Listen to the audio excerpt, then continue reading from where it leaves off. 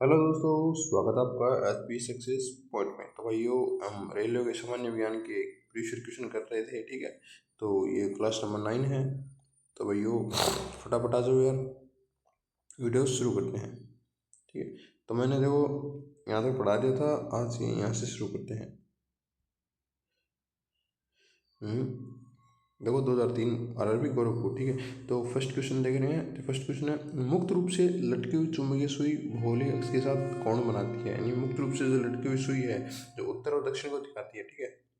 ठीक है, उत्तर दक्षिण वो भौगोलिक अक्ष के साथ कितना डिग्री कौन बनाती है, 18 डिग्री। बहुत बढ़िया क्वेश्चन है भाई, ठीक है।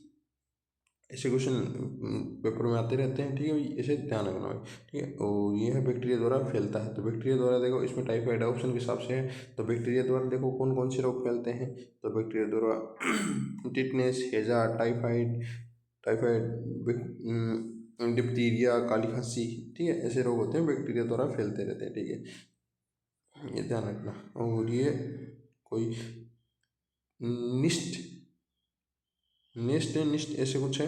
तो ये वो उस टाइम का कोई करंट का अफेयर का क्वेश्चन है। देखो, एक अल्ट्रा मॉडर्न चुंबकीय टेप चेम्बर संगीत रिकॉर्ड करने के लिए, ये कोई पुराने टाइम का है चेम्बर, जो एक अल्ट्रा मॉडर्न चुंबकीय टेप चेम्बर संगीत रिकॉर्ड करने के लिए थी, ठीक है। और आरआरबी चंडीगढ़, ठीक है, 2003 का क्वेश्चन। क्वेश्चन देखो, फर्स्ट क्वेश्चन है, पानी में तैरती वस्तु का आभासी भार होता है। यानी पानी पर कोई वस्तु तैर रही है तो उसका आभासी भार कितना होगा भाई, उसका आभासी भार शून्य होना चाहिए, इसीलिए वो तैरती है। अगर उसका आभासी भार ज़्यादा होगा तो पानी के अंदर डूब जाएगी।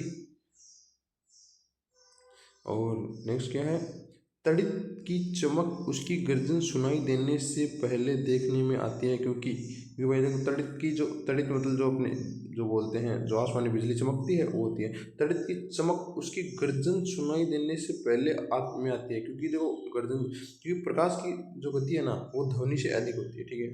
प्रकाश की गति कितनी है, 3 × 10⁸ मीटर पर सेकंड इतनी गति है। और ध्वनि कितनी है, 332 पॉइंट पर सेकंड मीटर पर सेकंड के हिसाब से इतनी। तो इसलिए प्रकाश की जो गति है वो जल्दी आती है ध्वनि से, ठीक है। नेक्स्ट क्वेश्चन है, वही देखो, इसका कराने का उद्देश्य ही वही देखो, प्रीवियस क्वेश्चन रिपीट होते हैं। और आप अगर कंटिन्यू मेरी वीडियो से जुड़े हैं तो इतना श्योर आपको इसका फायदा एग्जाम में देखने को मिलेगा भाई, ठीक है। चाहे ग्रुप डी हो, चाहे एनटीपीसी हो, चाहे कुछ भी हो, इसमें साइंस के क्वेश्चन रिपीट जरूर होंगे।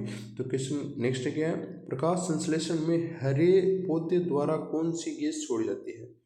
तो हरे को पौधे कौन सी, ऑक्सीजन छोड़ते हैं। और रात में कौन सी छोड़ते हैं, हरे पौधे रात को CO2 छोड़ते हैं, इसलिए रात को पौधे के नीचे सोना नहीं चाहिए। नेक्स्ट है, मधुमेह रोग प्रभावित करता है। मधुमेह किसको प्रभावित करता है, मधुमेह डायबिटीज किसको प्रभावित करता है, ये करता है अग्नाशय,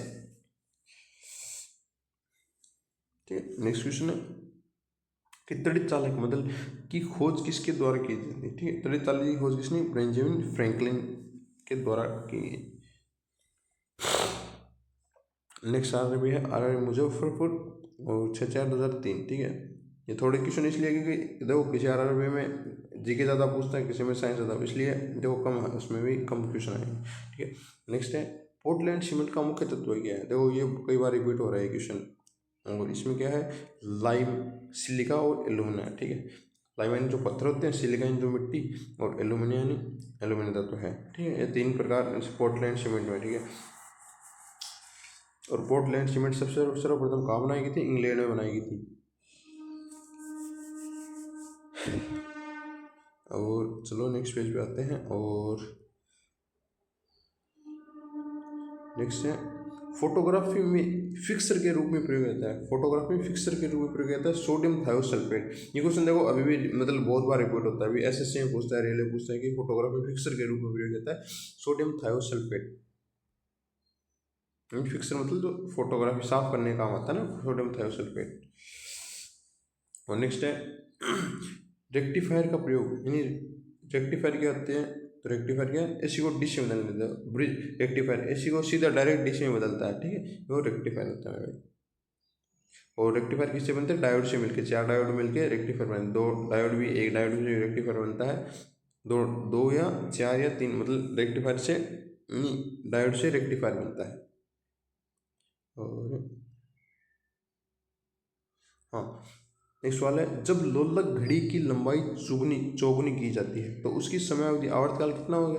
तो लोलक की लंबाई 4 गुनी तो समयावधि क्या होगी? उसकी आधी हो जाएगी। ठीक है, अंडर रूट में 4 का अंडर रूट कितना? 2, यानी 2 गुनी हो जाएगी। ठीक है, नेक्स्ट सवाल पे चलते हैं।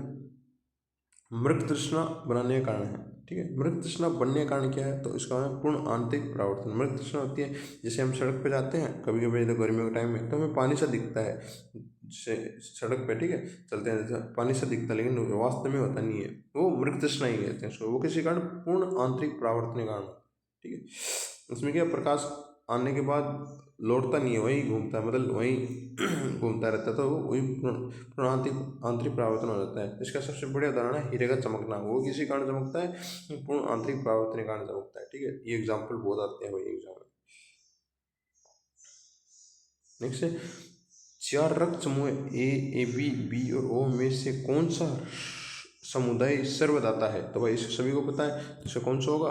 इसका होगा ओ होगा भाई। ठीक है, सर्वदाता यही है।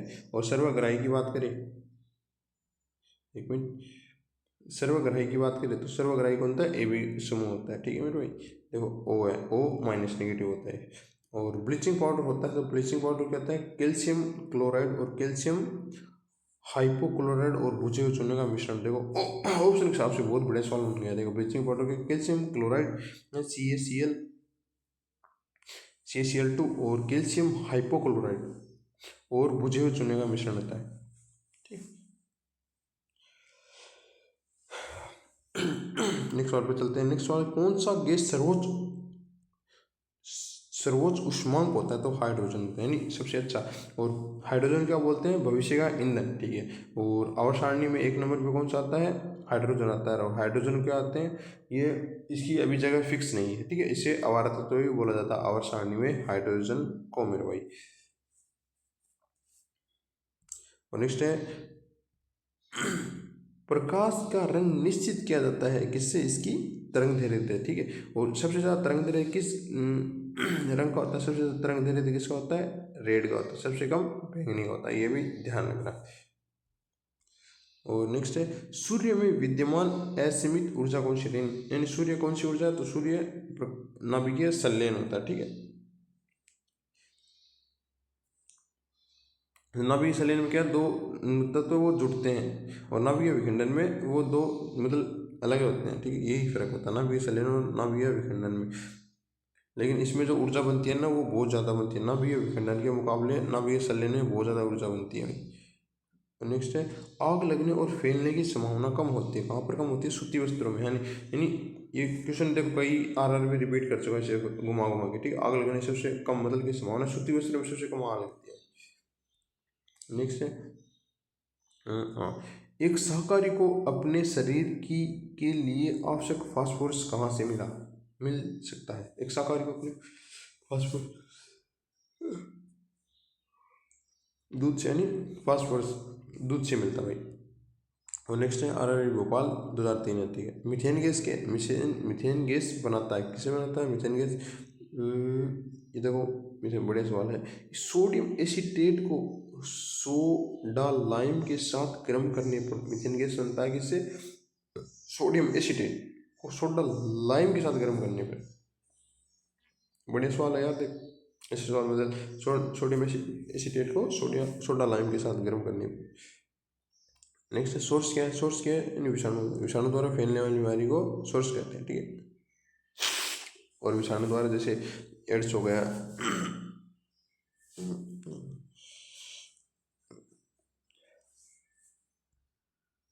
एड्स नहीं फैलता। तो एड्स किससे नहीं? बातचीत करने छूने से एड्स नहीं फैलता। AIDS एड्स यानी एक्विनो इम्यूनो डिफिशियंसी सिंड्रोम, ऐसे फुल फॉर्म मतलब फुल फॉर्म होती है एक्वाइनो एफिशिएंसी डिफिशियंस सिंड्रोम। ऐसे पूरा याद नहीं आ रहा है, एड्स की फुल फॉर्म ऐसी कुछ होती है भाई, लेकिन ठीक है। नेक्स्ट वाला मशरूम है। मशरूम क्या है? मशरूम कवक आता है। मशरूम यानी फंजाई, यानी कवक बोलते हैं मशरूम। नेक्स्ट है, जब बर्फ पानी में तैरता है तो उसके आयतन का कितना भाग पानी के ऊपर रहता है? तो 1/10 यानी 1/10 होता है। जो पेन ठीक है। 130 ये मतलब क्वेश्चन रिपीट होता रहता है, अभी भी क्वेश्चन आता ही है। देखो पानी में तैरता है तो उसका आयतन का कितना भाग ऊपर रहता है, 1/10 होता है। एक और क्वेश्चन पूछ जाता है इसी से बर्फ से कि बर्फ जब पिघलती है तो पानी का आयतन बढ़ता है या कम होता है, तो भाई कुछ फर्क नहीं होता, जितना आयतन पहले रहता है उतना ही रहता है, क्योंकि जो कवर कर लेती है जो बर्फ, मतलब जो पानी दबाव डालती है वो पिघलती पिघलती अपने पूरा दबाव बराबर कर लेती है वो। ठीक है, और इस आज की वीडियो के लिए इतना है भाई। ठीक है, वीडियो देखने का धन्यवाद, अपने दोस्तों के साथ शेयर करिए और